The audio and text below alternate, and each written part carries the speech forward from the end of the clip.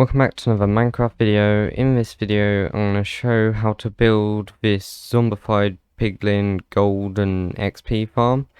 Now this is similar to Ilmango's design many years ago, but it works in newer versions and it's also different to most people's modifications because I found the rings weren't actually the ideal size and the ideal distance. So this is more efficient use of blocks for mob spawning. So I'm going to show you how to build it and then I'll go through some of the technical explanation of what I've changed.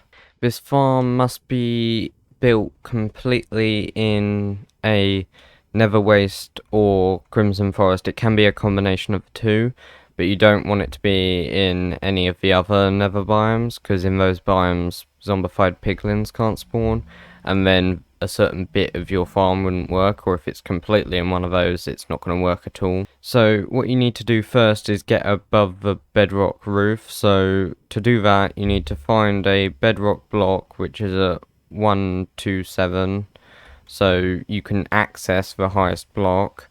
Then you need to place a ladder, and I would actually need to build up one more block, and then have an ender pearl and throw it at the top of the ladder and then jump and you're out. So that's quite easy, and I reckon a lot of you have seen that already. I'm only going to show how to build a quarter of this farm because every quarter is the same, so you can just copy that. So first you need to build up with scaffolding to 242. So as you can see, the coordinates of this is 242. Then you need to build out 2 blocks on the second highest block of scaffolding. So I'm just going to do this on 2 sides and sort of make 1 quarter, but you copy this round. Then you need to place some slabs, 2 slabs here, and you do this on all 4 sides. Then you need 4 regular blocks here, so you make a little square. Now you need your hoppers for collection, so I'm just going to put one facing down because that's probably what you'd want, but you can have it any way around. Then you need 2 temporary blocks on the side of that hopper and another block here. This one's going to stay. Then you need to place a rail on top of the hopper and then place 24 minecarts on that rail. So I'm going to use the F3 because there's a little number for entities up there, and as long as you're not looking at any others it's okay. So now there's 24 minecarts, and if I was to switch to survival mode and walk into this, yeah, you can see it does damage. Trying to not kill myself. So you do this on all sides. When you're doing the other sides, if you choose to use that F3 thing, make sure it's at 0 before you start, because otherwise you might be looking at some of the others. So now you can see it's showing 48 because I'm looking in the direction of both. Next you need some grindstones, so you need to place 5 on top of each other this way round on top of that temporary block you placed. Then you can break the temporary block. So then it should look like this. Then you need to place a temporary block there and then a trapdoor, doesn't matter which way up it is, and then you need to place 3 more on top of each other and open all of them. So then it should look like this. Then you need to place another regular block on top of there, a stair there, and 2 more stairs on the side, so it should make this shape. Now you need 2 blocks here and another block here. Then on top of those you need slabs, and on top of those you need regular blocks, and on top of those you need more slabs. So those top slabs are to stop mob spawning. Also you'll need to put slabs or carpet or something like that on here to stop mob spawning. Could use pressure plates, it doesn't really matter what you use. It will just stop magma cubes and piglins and stuff spawning in here. If you choose to put something like a crafting table in here, make sure you stop mobs spawning on top of that. So now we're going to start actually building the whole circle thing. Now I'm not going to show a block for block tutorial on that because that would probably not be the best way to explain it anyway. I have made some images to show it quite well. So the level you need it at is here, so your first glass block needs to be 1 block higher than your scaffolding. This scaffolding is the center of the farm and the AFK spot. So I'll just show a basic explanation of how to do the first bit, and then I'll show the images. So you need to build out from this 19 blocks, and then that's where your first magma block goes. And then you need 8 magma blocks. So that's sort of the start of your ring. Now I'll show the image. I've replaced the magma blocks with sea lanterns to make it easier to see each individual block. So then once you've placed all the glass for this layer and all the magma blocks, you can then add the zombified piglins, which keep all the other ones angry, so these ones need to be name tagged. So you need to come to the middle one, which will be in the middle of these 4 and should be diagonally aligned with the center of your AFK spot. Then you build out from that like this, so there should be 2 blocks diagonally and then the one you want to keep. You then need to rename a name tag to something. I'll just put name. There we go. Rename to name. And then you can put a zombified piglin on here. If you were actually doing it in survival, you'd have to let some spawn, and then you could leave those temporary blocks there, so like this, and push one across. Since if you don't hit them, they don't get angry and they don't move much, so they're quite easy to push. So then once you've done that, you need to name it, and then you need to build out like this so that there's 1 block diagonally in between, and then you need another one. I did test it with just 1 and it did seem to work. I ran it for many hours and it didn't fail, but it wasn't quite as quick. You can get to level 30 in a few less seconds with this, which is actually quite a bit because it only takes like 45 seconds to get to level 30. So once you've got these zombified piglins, you need to build out sort of 4 blocks diagonally, so you'll have 3 blocks diagonally in between. You want to make sure you remove them before you do the next step. So you do this on both sides, so you'd build out exactly the same on this side. These glass blocks will be shown on the image, but it's harder to judge where they are. So this one should be in line with the very edge and in line with this block. And same over here, it's like in line with this edge and in line with this block. So once you've got these blocks, you need to make iron golems. So if you don't know how to, that's how you do it. It can be a jack-o'-lantern or a carved pumpkin, but not a regular pumpkin. So once you've put in these iron golems, you need to come over here, straight in line with your AFK spot, and build out 5 blocks. Then you need to break the 4 here, and put another iron golem on this block. So like that, and you do this over here as well, and you do it on all 4 sides if you were building this as a full circle, which you would. Now you need to build the next layer, which I'll show as an image.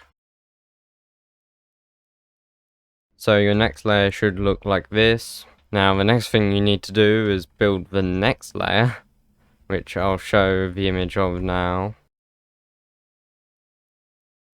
So the next layer should look like this, and then you need to put in more iron golems. So you need to build out 5 blocks as before, so it should be directly above the previous one, and then put in an iron golem. So you need to do this for every iron golem on the previous one. You just need to build another one above it. So it should be like this, directly above it. And you need to do it for all 4 of these iron golems, and any more around the outside if you're building the circle. So then it should be like this, like another iron golem above every single one. Next you can build the final magma block layer. So I'll show the image of how to build that now. So that should look like this. Now you need to build the final layer, which is the glass blocks to stop magma cubes and ghasts spawning. So I'll show an image of how to build that now. So then it should look like this, and this is your whole farm built. So then to start the farm you need to hit one of the piglins somehow. So you can either use a projectile. These are just because I noticed my survival self is on half a heart. You can use a projectile, like an arrow or a snowball, or if you've got an elytra, you can go hit one of them and then fly into the AFK area. So I'm going to use a snowball. There we go. You want to try and stand as centered as you can on this block, because some of the blocks are very close to being out of range, or too close to the point they don't work. So the closer to the center you can be, the better it is. So they'll all run in, die of the minecarts, the items will get picked up by the hoppers. These zombified piglins stay angry and keep making the other ones angry so that the farm never breaks or stops. They also help spread the anger quicker. So yeah, it's quite simple, like the way it works. And then the XP from the zombified piglins rolls under here on top of this scaffolding, which it can't fall through, as I can demonstrate with an item, and then it gets pulled up to you and you get the XP. And then the items go in here, so you can see we've got gold swords, rotten flesh, gold nuggets, gold ingots. Since the player is involved, you can get gold ingots. If they weren't involved, you would only get gold nuggets. So yeah, the farm works really well. You get a lot of XP and a lot of gold. And the great thing about it is you can go completely AFK, unlike some other mob farm where you'd have to keep killing them to get the XP. I mean, you could run some sort of auto hotkey script or a macro, but it's not as ideal as this, and also this gets you loads of XP. So I'm gonna destroy this one so that I can use the full potential of this one over here. If I come in here, I can get a lot of XP. Okay, so this will get me XP quicker than the farm would, because a lot of piglins have built up. So I'll do a test partway through running it as well, rather than just one while all of them come in. But you'll see I get XP really quickly. So you can see we're getting to like level 10 really fast, and it will take less than 45 seconds to get to level 30. I mean, level 30 is the best test because people need that for an enchanting table.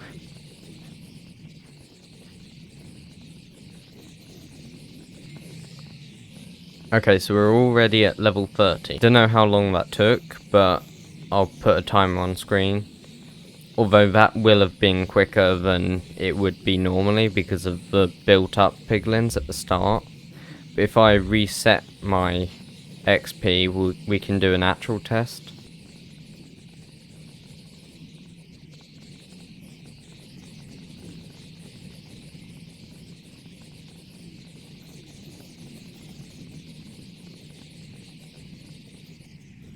Okay, so we're level 30 again. So yeah, this farm's quite noisy. I'm just going to turn it down. But it's really good and it's really fast. Okay, so I'll do some technical explanation of the size of the rings.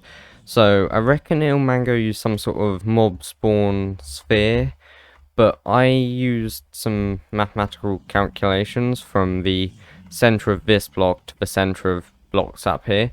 Now, on Ilmango's design, the first magma block was at 25 blocks away from the center, which in a way makes sense because mobs can't spawn within 24 blocks, which would be here. Because the player's 1 block lower, 24 blocks horizontally away is slightly more than 24 blocks like total. So that is out of the range to the point where mobs can spawn. And then if we go over here as well, now 32 would be out of range, because it would be just over 32 blocks away, since the player's 1 block lower.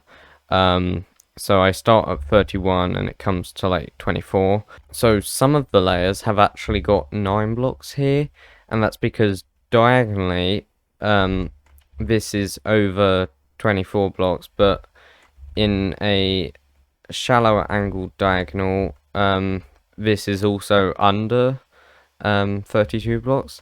Now if it was like diagonally up to here and then you go another 8 blocks across, this would be out of range, but since it's like one straight line going under here up to here, it is still in the range of 32 blocks.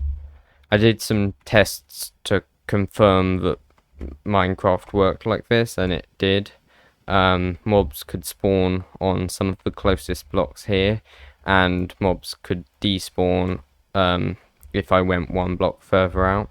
I used 3D Pythagoras to calculate like what was in range and what wasn't. So I'd start at 31 blocks, which is where this is, and see how far out to the sides I could go, and then I come in 1 block, so that's 30, and calculate how far out I could go, and I could then make all the circles on every layer, and it works as perfectly as possible. If you wanted to, you could add a little bit to these rings and move the iron golems and zombified piglins out a little bit. If you want to do that, it does increase the rates. So hopefully this all made sense. I mean, maybe not that mathematical bit at the end, but hopefully you understand the tutorial and can build it yourself if you want to. If you've got any questions, like, I could definitely handle the amount of comments I would get, so I'll answer any of them. Might see if I can do some sort of world download, but I don't entirely know how to do that, so you might get that, you might not. But I think that's going to have to end today's video with this crazy gold and XP farm. I was very pleased with myself how I managed to modify Ilmango's design. That makes me very pleased with myself, you know, when you can find a better way to do it than one of the best Minecrafters for technical farms. Like, subscribe, hit the bell to get notified. Bye!